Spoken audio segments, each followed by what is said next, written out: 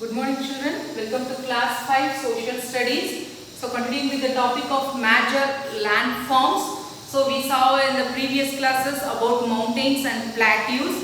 So imagine children, first in the higher level you have the mountains, the next you have the plateaus, then you have the plains. So plains are the flat lands or low lands or flat and level lands extending for thousands of kilometers children. So when you stand in a vast area and see there are no mountains, hills or anything, so it will be a flat land children. So that is called as plains. Okay. So how these plains are formed? So in the previous lesson in the northern plains you could have studied the plains are formed by the deposition of sand and silt by the rivers carried by them from the mountains. Okay children, so it is formed by the deposition of sand and silt by the rivers. So the rivers which are formed in the mountains bring with them the sand and the silt. So much mineral deposits, all those things they will bring and deposit in the plains children. Okay, so your best example is your northern plains, that is involves Gangetic plain and the Brahmaputra plains. Okay, so these plains are found in interior of continents or near the sea.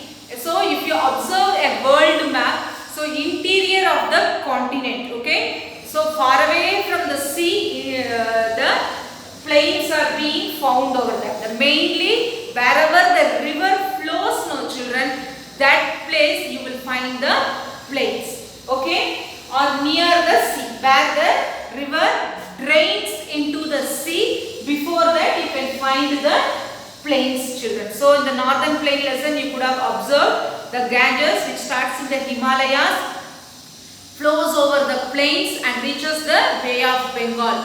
So wherever the Ganga flows, all over the places you have the plains children.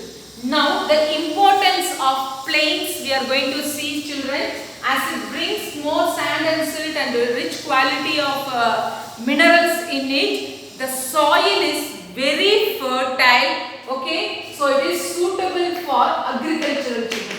Many different varieties of crops are grown over there, suitable for agriculture. So the plain areas are suitable for growing crops children. Okay, so then next one you have, this is the first point.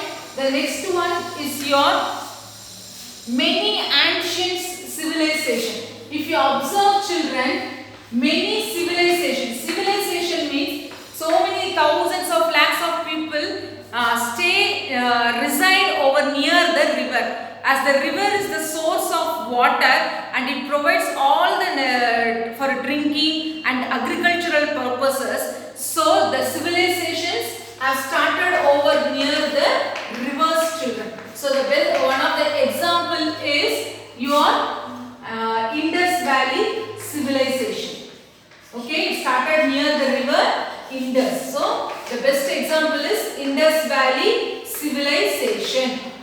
Okay, they follow a culture. Okay, they have their own customs, they have their own heritage. For some thousands of years they reside nearby the river and use the water for many purposes. So many ancient civilization has come up. So one of the example is Indus Valley civilization. The next one, mainly if you observe children, along the river side you will have the important cities or towns are located. Okay, so that places and all are thickly populated. Okay, as the water is the main serving purpose, it gives all the necessary requirements. So along the plains you have many cities and towns located children, and they are thickly populated. The population over the plains is large, thickly populated. As water provides transport, no children, the plains are well connected by roadways, airways and waterways. So through water also they can sail a boat and bring the goods. Okay, and then you can connect it by roads. As you have a flat level lands, you can make roads and you can connect to different parts of the places, and through the airways also you can connect children. So you have, as this transport is there, you can provide canal systems, okay, canal systems which provides for irrigation and agriculture. Irrigation means, see, water which is used for agricultural purposes is called as irrigation, okay, that the procedure is called as irrigation, and the river water can be used for drinking purposes also. So transport and communication is well developed in the plains children.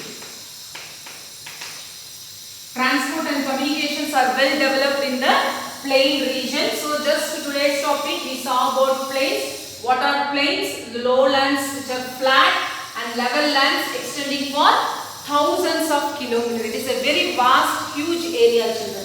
Okay, the plains are formed by the deposition of sand and silt by the rivers, and then the importance of plains mainly is it is suitable for agriculture, and many ancient civilizations have come up over the plain areas, that is Indus Valley civilization. Like this many civilizations are there children, okay, Sumerian, Egyptian civilization, Mesopotamian, like that. So it is here, as in over the plains it is thickly populated, and in the plain region you have this transport and communication are well developed children. So these are the advantages of living in plains children. So people always looking for plain areas to reside over there. Okay. Thank you children. See you in the next class.